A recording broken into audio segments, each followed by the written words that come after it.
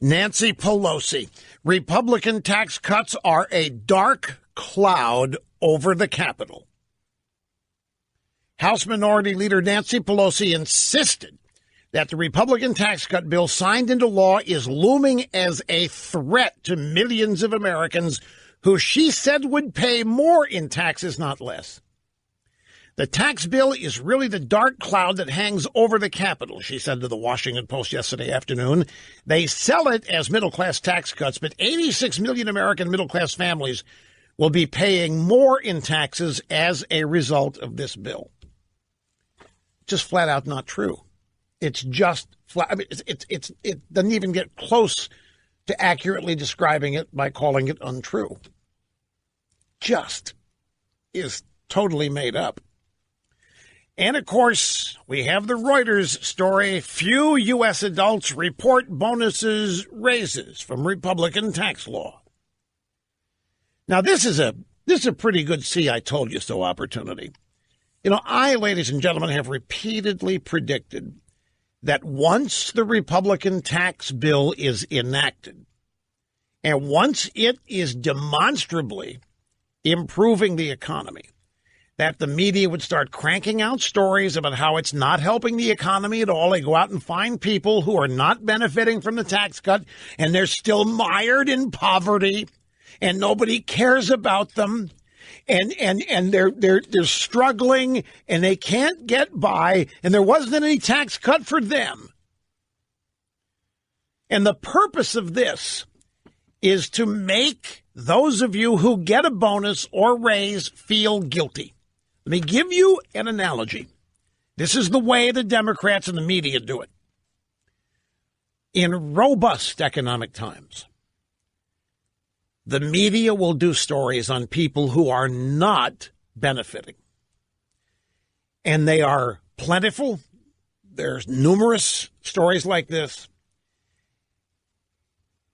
And the theme is, while some are doing well, many are left in the shadows. Some such bogus BS. The purpose is to make the people doing well feel guilty about it. And it manifests itself. That's why I marveled at polling data taken during robust economic times. And people doing well would say the economy's not doing well. And when they were interviewed, they would say something like, yeah, I'm doing really great, but I was watching the news, and I guess I'm one of the few doing well because nobody else is. And I feel kind of bad about it. And that's what they're doing here. Few U.S. adults report bonuses, raises from Republican tax law. So you who are getting a bonus or a raise are supposed to feel like you are in a rare group, a very small group, and if you could feel even guilty about it, that would be even better. That's what Reuters is attempting to do here.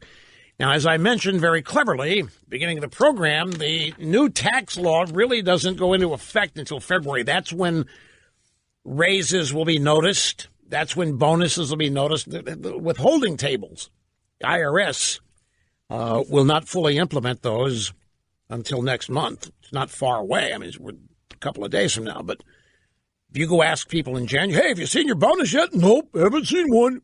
Yeah. Have you seen your raise yet? Well, nope, haven't. Have you seen your tax cut? Nope, I haven't seen anything yet. And, of course, if you're Reuters, you can find any number of those people. You can find anybody you want to say what you want. And if you can't find it, you make it up. From CNBC, ExxonMobil to invest $50 billion in the U.S. over 5 years, citing tax reform. Darren Woods, the chairman and CEO of Exxon, said these are quality investments for our shareholders that are made even better by tax reform. These are all possible because of the resource base developed by our industry, along with sound tax and regulatory policies that create a pro-growth business climate here in the U.S. So Exxon joins the legion of companies expanding business operations in America, bonusing and raising employees. And here's Reuters doing a story on how very few people are actually seeing any of this. So you're also supposed to, they're really just making this stuff up. Nobody's getting raises or bonus. They're just telling us this. Problem is, you're going to get a raise or a bonus, and you're going to be living it, and you're still going to be seeing in the media where you're not getting it or where nobody else is. Don't let them guilt you. Don't let them make you think you're an outlier or in a very small, rare group of Americans. This is bad news for the Democrats. There's a poll out. This is a Harvard-Harris poll. And you know who does this poll is Mark Penn. He's a former Clinton pollster, former Democrat pollster.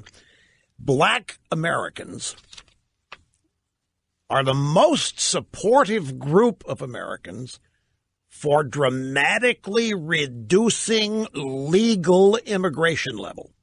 According to a detailed Harvard-Harris poll, Black Americans are more likely than other demographic groups to support lower yearly legal immigration levels. They support a maximum number of 250,000 a year. When asked, in your opinion, about how many legal immigrants should be admitted to the U.S. every year, 48% of African Americans said they would like to see between only 1 and 250,000 legal immigrants brought to the U.S. a year. Now, that is a core constituency group of the Democrat Party.